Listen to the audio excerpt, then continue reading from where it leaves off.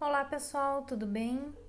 Hoje eu estou aqui para falar um pouquinho sobre a reforma tributária no Brasil, dando um enfoque aí para o imposto de renda. Pois bem, então para iniciarmos a nossa conversa, primeiramente é importante entendermos que a reforma da legislação tributária ela é uma matéria que já vem sendo debatida no Brasil há pelo menos 2 décadas. E nesse sentido, para iniciarmos aí a nossa conversa, é necessário primeiro compreendermos o que é a reforma tributária e qual a sua importância também para a economia brasileira.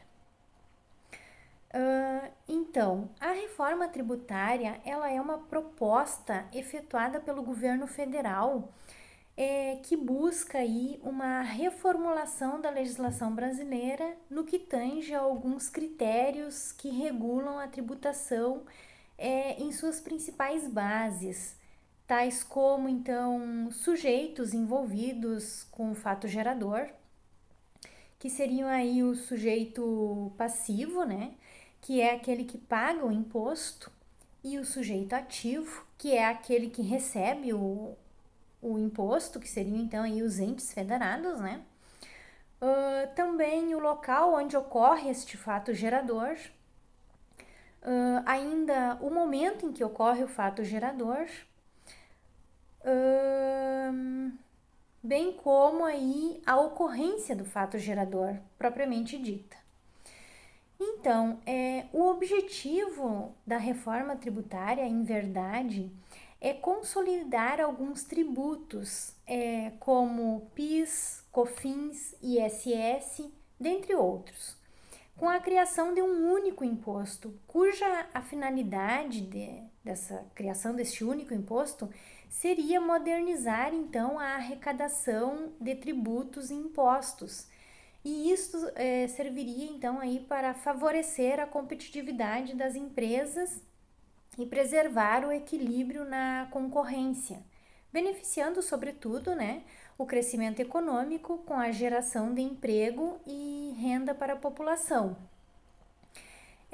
Então, nesse sentido, para proporcionar essa reforma tributária, duas PECs estão em debate no parlamento. A PEC de número 110 e a PEC de número 45, ambas de 2019. A principal convergência entre essas duas propostas é a extinção aí de diversos tributos que incidem sobre bens e serviços.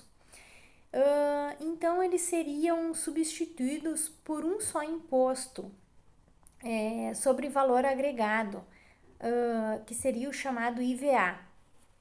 E esta unificação de impostos, ela traria vantagens tais como simplicidade na cobrança, diminuição da incidência sobre o consumo e também a uniformidade em todo o país.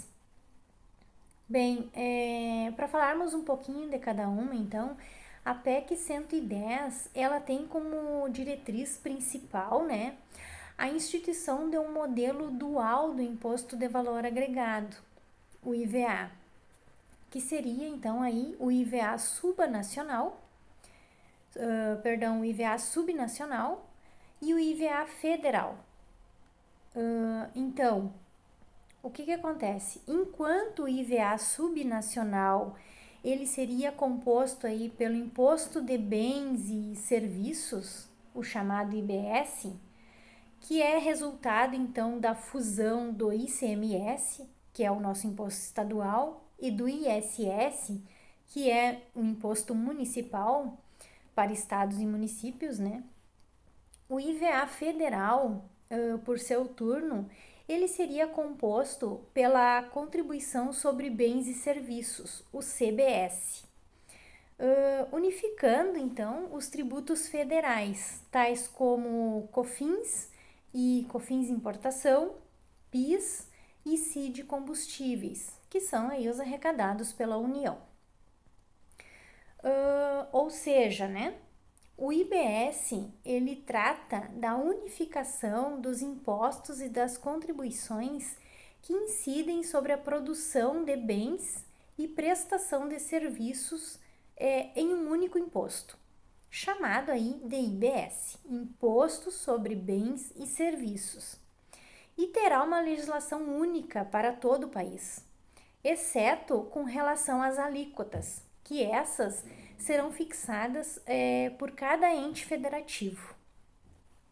Então, essas alterações também buscam ampliar o rol de bens e serviços com regime especial de tributação, além de vincular aí a concessão de créditos tributários ao efetivo pagamento do tributo, né? Definir regras para a administração tributária por estados e municípios e estabelecer isenções para o IPVA, além de criar uma nova base de cálculo para o IPTU. Também, né, falando aí sobre a reforma do imposto de renda, nós temos então um projeto de lei em tramitação, que é o PL número 2337 de 2021, que foi enviado então ao Congresso Nacional em junho de 2021. E este projeto de lei, ele busca avanços na tributação da renda de famílias e empresas, com mudanças aí para diminuir a cobrança do imposto de renda dos trabalhadores e também para estimular investimentos nas empresas. Bem, dentro do pacote da reforma tributária do imposto de renda pessoa física, né, nós teremos algumas alterações aí na tabela progressiva. Também alterações nos critérios de apuração de ganho de capital, de lucros e dividendos, nos investimentos em renda fixa e nos investimentos em bolsa de valores. Então, tomando aí como exemplo as alterações da tabela progressiva e dos lucros e dividendos, nós podemos perceber a contramão dessa mudança, porque enquanto a alteração na correção da tabela progressiva do imposto de renda pessoa física traz isenção para recebimentos aí de até R$ 2.500, né? A isenção hoje está em torno aí de R$ 1.903,98, né? A alteração, por sua vez, aí na tributação dos lucros e dividendos passa a ser tributada com uma alíquota de 15% de imposto de renda. O que hoje, né, não existe essa tributação nos lucros e dividendos, porque existe ali uma isenção, né? E outro ponto também importante em relação às alterações trazidas, né, pela reforma do imposto de renda pessoa física é a tributação sobre o ganho de capital, em que nós temos aí a opção de atualizar o valor dos imóveis já declarados, recolhendo então imposto de renda de 4% sobre o ganho de capital, o que hoje isso não é permitido por lei.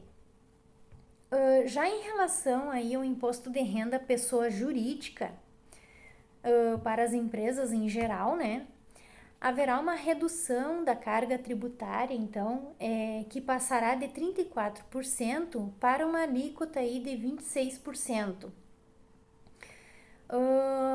Outra questão importante é em relação ao Programa da Alimentação do Trabalhador, o PAT. A dedução atual do PAT é de até 4% do imposto devido. Com a reforma, então, passará a ser de até 7,5% do imposto devido. Então, dessa forma, pode-se perceber que a reforma do imposto de renda traz várias mudanças aí, né? E impactos financeiros, tanto para as pessoas físicas quanto para as pessoas jurídicas. E aí vamos aguardar para ver o que nós teremos, né? Quais serão as decisões, né? Mas a proposta por um lado é boa, por o outro nem tanto, né? Depende aí do ponto de vista de cada um. Bem, por hoje seria isso. Agradeço mais uma vez a oportunidade. Muito obrigada.